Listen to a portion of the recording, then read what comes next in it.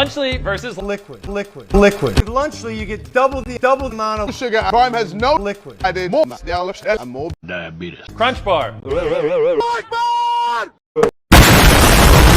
Feastables Crunch.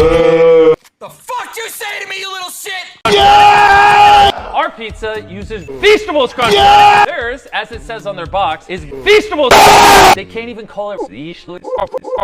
We're also 30 less calories, 3 less grams of fat, and 8 less grams of sugar. Turkeys, 10 calories. 230 calories. 21 grams of sugar. Only 7 grams of sugar. If you look at this close up, you can already tell which one has better ingredients. Feastables! Yeah! Alright, what's Lunchables? Off with the start Lunchables. Bro, I'm sorry. That's way better. NANI? Alright, now we're trying Lunchly. Come on. We're not biased at all, but ours is trash. Fiesta Nacho.